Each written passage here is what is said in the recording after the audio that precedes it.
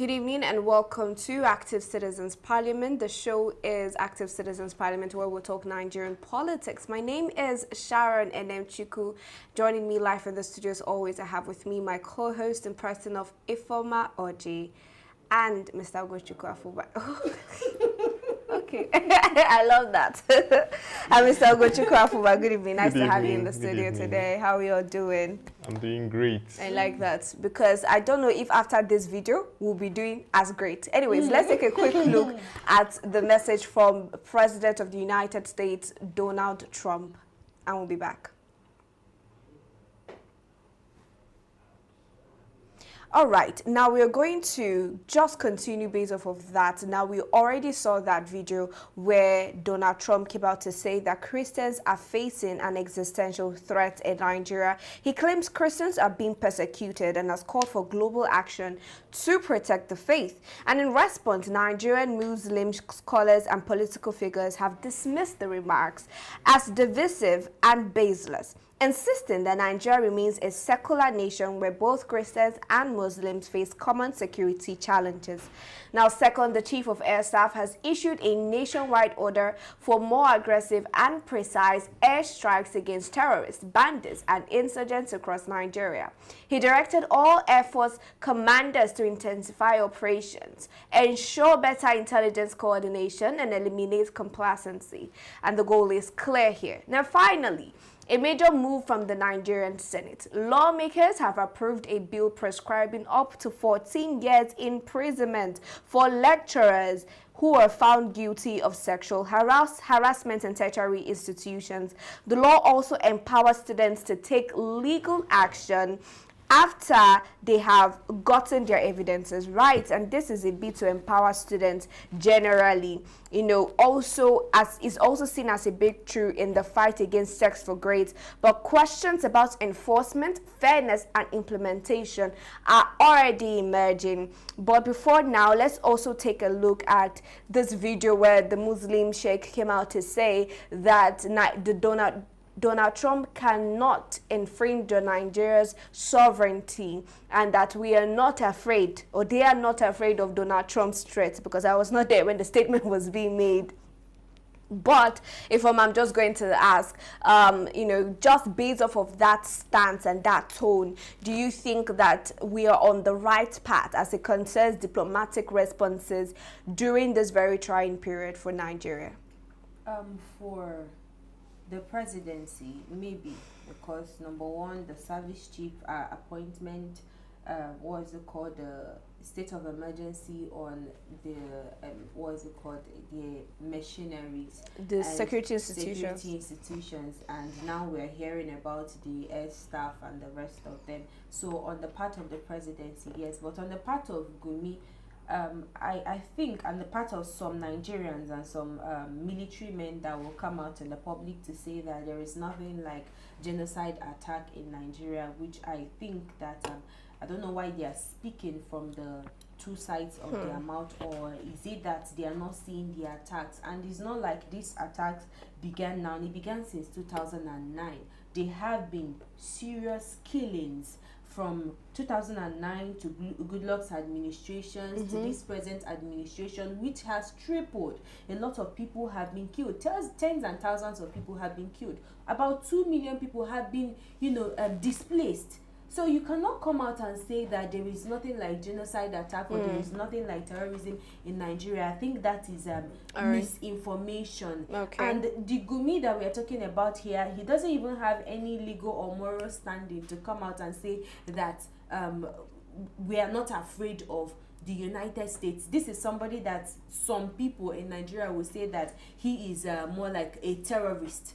So he's, for me, afraid of the US. If he's not afraid of the US, he wouldn't come out to say anything. He would come out to support the US, to come into Nigeria and make sure that they pin this whole terrorist on attack the right to the people. board. Exactly. All right, let's hold that thought as we take a look at this video now from President Donald Trump. Humanity is facing an existential threat in Nigeria. Thousands and thousands of Christians are being killed. Radical Islamists are responsible for this mass slaughter. I am hereby making Nigeria a country of particular concern. That's a legal definition. When the Christians or any such group is slaughtered, like is happening in Nigeria, 3,100 versus 4,476 worldwide. What horrible numbers. Something has to be done.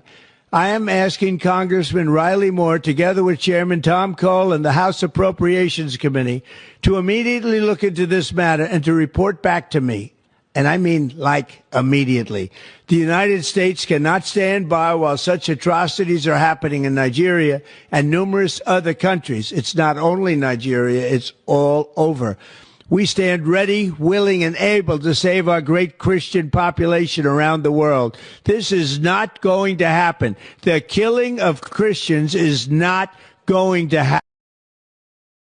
Now is for Nigeria to warn the President of America and tell him to retract his threat, because it's a direct threat, even ordering the Pentagon to be ready to attack Nigeria for what? Nigeria should, the President should retract such, or else we sever our relationship with America. There are a lot of Christians who have known that the narrative is wrong. It's a representation of reality on ground. Many Christians know that. So Nigeria should reciprocate whatever the tune of Trump's allegations are, because he did it not in a diplomatic. All right, we just saw those two videos, one from President of the United States, Donald Trump, and from the Muslim cleric. And these are two contrasting videos. But I'm going to ask you, Mr. Ugochukwu, what do you have to say when it concerns how this particular story has developed over the days after Donald Trump came out to make that particular statement about making Nigeria a country of particular concern, and the reactions that have followed even after? Okay, I think that, like Ifoma always says, this present administration, they have always been reactive instead of being proactive to situations. And we've seen them now running helter-skelter. Like we say, the Nigerian army, they are now posting where they've gone to rescue people, kidnap victims, and even terrorists, even to get them and back them down. But this remark by Gumi it is both interesting and annoying to me as a Nigerian. You know, he is a controversial figure. In fact, he can't even be regarded as controversial. He has no credibility because someone who has come out to defend these bandits in the past, he has advocated for a peace negotiation with bandits, terrorists, people who are killing human beings. Let's take out the Christian genocide aside. These are human beings. They are Nigerians. Before being Nigerians, they are first human beings who have an inalienable human right to life. Exactly. So why will you be negotiating with bandits, saying that they need reformation? To heck with the reformation. They need to be cut down and killed immediately. They need to leave the surface of this earth. So someone who has been defending these bandits, wanting to sit down with them, I'm not even surprised that he is against help. I'm not surprised at all, because we've seen it from him time and time again. So now the question we have to ask ourselves is, what exactly is this really a Muslim cleric, or is he an extremist? Because we cannot defend all these things in the name of religion. I'm not even trying to make it a religious war now, because even in Christianity, I am sure we have extremists, people who behave more than they, people who behave out of character. Yeah, so we should not call it anything really. It is not a religious war. Before being religious men and women, Christians, Muslims, they are first human beings. Exactly. Before being either a Christian or a Muslim, you're first a human being, and that in itself is really powerful, because apart from the fact that they are trying not to tag this a Christian genocide, we can't ignore the fact that there is genocide. People are dying. They have the numbers to show for it. And I'm just going to, following up with Gumi's remarks, let's also take a look at the reaction of the federal government. Now, the Chief of Air Staff has issued a nationwide order for more aggressive and precise airstrikes against terrorists. Again, just days after Donald Trump came out to make that statement. And according to Donald Trump, as we're seeing, it's not just a statement to him. It is not just a threat. It is a statement he plans on following up on as soon as possible.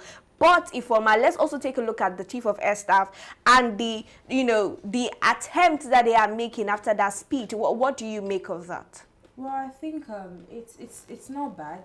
It's not bad. I mean, the 1999 Constitution gives them the right to protect the sovereignty of the nation, and not just that, they, as you know, officers, as security agencies, is equally in their right to protect people living in state or stop attacks. Same with the government. But the question here is, why now? That is what we need to ask. Why now? Why must Nigerians speak up before they... Is it that they have not been seeing the attacks? Is it that they've not been seeing the displacement of people? Is it that they've not been seeing, even like I say every single time, whether genocide or no genocide, is there killing? There is killing. There is killing. These killings all this while is because the US have said that they are going to invade, or they are going to send their troops to Nigeria to come and fight genocide attack. You now remember that you are a sovereign state, that you need to fight it. You don't need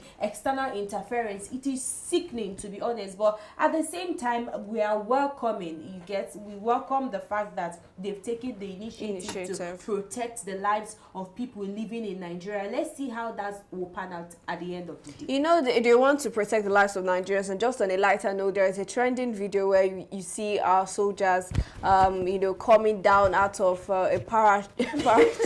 Do we call that a parachute?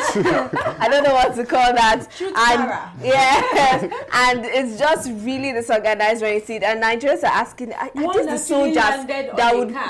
Oh, interesting. Maybe he's still en route as we speak. But, you know, let's also talk about the fact that, just briefly as possible, that the Nigerian president called a state of emergency on security institutions and training and all of that. How important is that, Mr. Ugochukwu? This is something he should have done long ago. And like I said once here, it is... Since they are making these attempts now to curb this insecurity, in fact, to bring it to its lowest minimum, it is very, very good. But then, why now? Most people need to drag them about their job, call them out for doing these things. Before they do it. Okay. And for the United States, well, Nigeria needs help, yes, especially with security. But then, help is not the same as intervention. Support does not require occupation. So the Nigerian government needs to work with the United States. They should stop all this. It is not a Christian genocide. They need to work with the United States because, you know, let's call a spade a spade. The United States is a world power. It has the military force to invade Nigeria. You know, there is another statement, sorry to quote you, Mr. Ugo, that someone came out to say, a Nigerian came out to say that, I think it was also a Muslim, I'm not sure now where it came from, but he said that Donald Trump should retract that threat. If not, yes, Gumi, yeah, I think that was Gumi, that if not, Nigeria would stop all aid to the US. Please. Nigeria will stop aid to the US. Yes. Do you know what I want to ask right now? That's what he said. Please, the president of US, please, I really want to ask, what soup do you actually love eating? Maybe if you can't come down to Nigeria, what's your military men, what do they like? Do they like all this amala? Because me, I am ready to prepare it for you. But let me just add something to what Mr. Ugo said. I think there is a lot of misinformation, not just misinformation, there is a lot of information flying here and there, is as if the presidency cannot control their information channels. So I think it's the right time and the right point for them to unite and find a suitable approach to spreading information. Let it be just one from channel. a particular channel. It's They not have every army personnel that will come out and give information about genocide attack. It's not everybody that will come out and give anybody that is in official position. Because you can also bring about incitement. Because there's also another video from a Nigerian soldier that also trended saying that just it's been hours after Donald Trump came out to make that threat, they are yet to see soldiers, the US soldiers invading Nigeria, that the Nigerian army is ready, they are prepared for war. Now I think that they can get this mixed up real quick, because this is not the US versus Nigerians. It is the US versus Nigerian terrorists. Now the terrorists that are killing fellow Nigerians, most of them are not even Nigerians. Most of these people are not even Nigerians, right? They are from different countries as well. Niger, Chad, even the Chad we're talking about, we're hearing that they have closed their border against Nigeria because of what is going on. And you know, just a final question, because you are saying, honestly, the Nigerian government should have one information source, which I agree with. But let's also take a look at Nigeria's stance.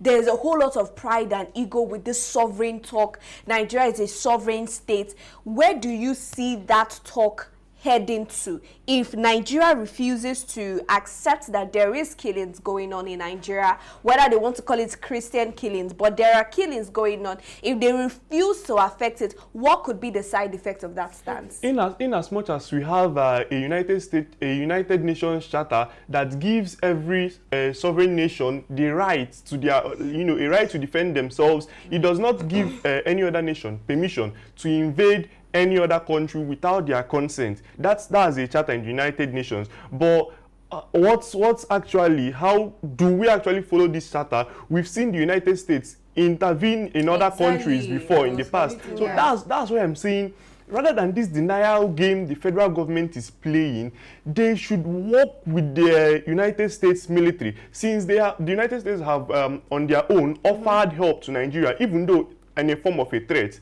Rather than trying to talk about sovereignty and deny about genocide, Christian genocide, they should work with them. We've said it time and time again, there is killings in Nigeria. Whether Christians or Muslims, they are all human beings. So rather than denying it, they should come and work with the United States, because we know the United States, they have the might, they have the military might, they have the ammunition to invade Nigeria, and when eventually they do, I hope they don't, the deed must have been done. We will now be seeing the United Nations coming in, blah blah blah blah blah. The deed has been done. So in order to avoid it, they should work together. The evidence is clear. Invest in prevention.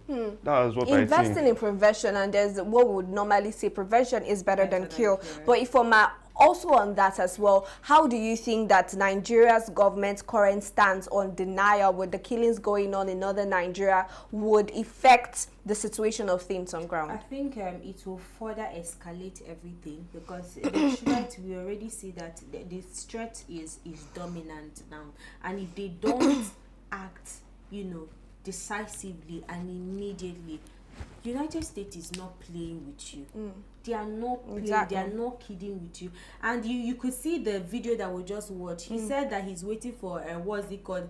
I'm trying to remember his name, to respond immediately. Secretary from Department of War. Exactly, to respond as soon as possible. So he shows you somebody that is ready to act on impulse. You understand? We've seen them do it other places. Cases whereby the United States, in as much as you are a sovereign state or you're not a sovereign state, they will attack you. We've seen that in Afghanistan. We've seen that in Sudan. In Iraq, you understand? We see that in Iraq. They don't care about whether you're a sovereign state or not. What they are asking you is that you should erase and eradicate terrorism in Nigeria. If you can't do that, I will help you to do that. But the federal government, like we are discussing right now, is already taking the advice. Yes, they are taking the defense side, and equally they are trying to work on that. But at the same time, I think if you want to get aid from these countries like China, EU and what's it called, America,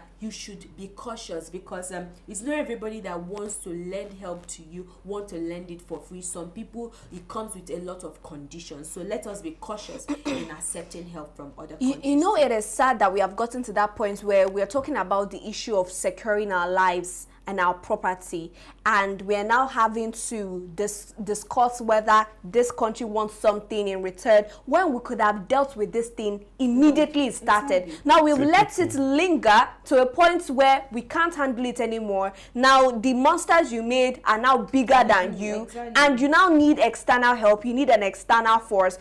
Because of that, you are now thinking, you are not just thinking about helping your people on the ground, you're thinking, what do these people want as well? Can we offer rates? Can we pay? This is what happens when you let insecurity linger for far too long. And I hope that those that have been benefiting from this insecurity can see the mess that they have brought the nation into, and justice will prevail. But talking about what is still going on in Nigeria, a major move from the Nigerian Senate. Lawmakers have approved a bill prescribing up to 14 years imprisonment for lecturers or academic staff found guilty of sexual harassment in tertiary institutions. So for a long time, we've had the situation on the issue of sex for grades, and students coming out to complain. Now they have come out to say 14 years imprisonment. Ifoma, what do you think about that? Is it good or is it not enough? It's good. It's good, but I will still ask the question, why now?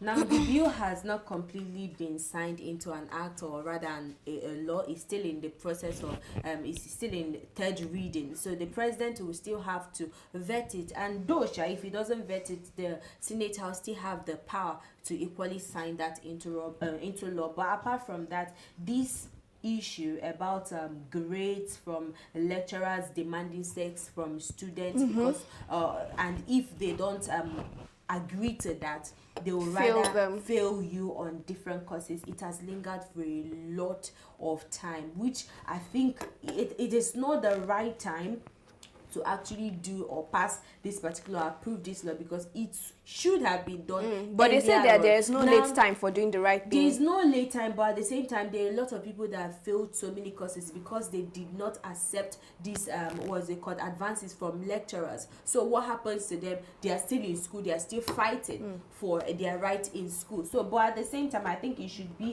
a welcome development. It means that every student now have legal backings to equally defend themselves in institutions. You go to school, you gain admission in school to empower yourself, to acquire knowledge, and not to face oppression from any official in school or any lecturer. I like that. Although it is happening at a time where a lot of people believe it should have come, way earlier, seeing that this is a case or a situation that has lingered for far too long.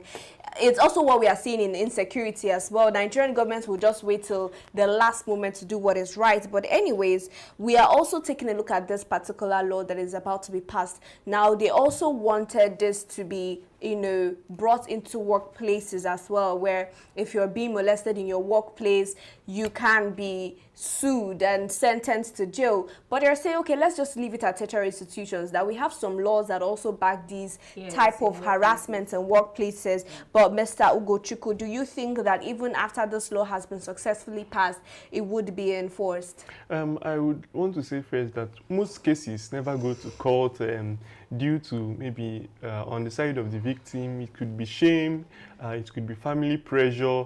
When your family, they don't want you to go out and speak out for what's happened, and sometimes it could be the school administration protecting their reputation, not being able to, or rather refusing to bring out their staff who involved in an issue like this. But then this law that is that they are working on now, it's a step towards accountability. But the real question lies in enforcement. For now, the law is just the headline. Once it's passed, that's when we see how effective it is. We need to make sure that these institutions, that they don't protect these people who engage themselves in these hideous acts, people who assault students, people who harass students. And then we also need to sensitize the students. They need to have an idea that they have a right to sue people for sexual assault. people who assault you or harass you in any way at all, because these are your rights. They need to be aware of it, and you need to make sure that these laws are enforced, because if without enforcement, it's just a fancy law on ink. It is on paper as well. Now, also, because of what Mr. Ugochukwu said, do you think that universities actually possess what it takes to conduct these investigations into sexual harassment cases and also bring it public to the court attention?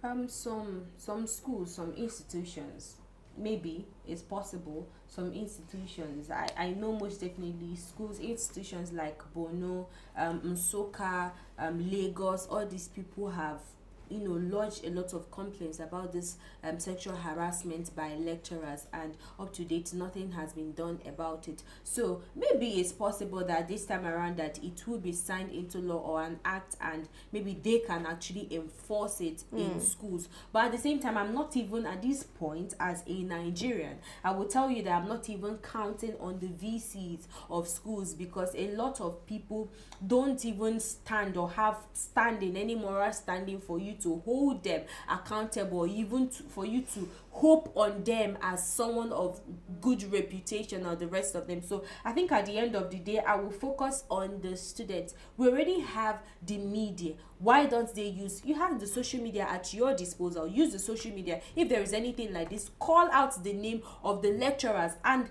tag the necessary, you know, evidence, celebrities or people, so that the videos can go viral. And make sure you post the videos or the pictures of the lecturer, the same lecturer that is harassing you, so that it can go viral. By the time it goes viral, I hope the security agencies will do the right thing. You know, apart from the fact that you mentioned that the VCs, without that they would be able to do this, seeing that they might want to protect the interests of their staff, this is the perfect time to look at the SUG, the Students' Union Government. This is a situation where I think genuinely that they should or they can handle for their students, where you protect the interest of your students as well. So when situations like this happen, let's start taking a look at the SUGs, the president, the vice president, ESCOs, whatever that is called. And if that fails, of course, the media is always going to be there for you. Thank you so much, Ifeoma Oji, for joining me on the show today as always. And Mr. Ugochukwu Afuba, thank you as well for joining me today.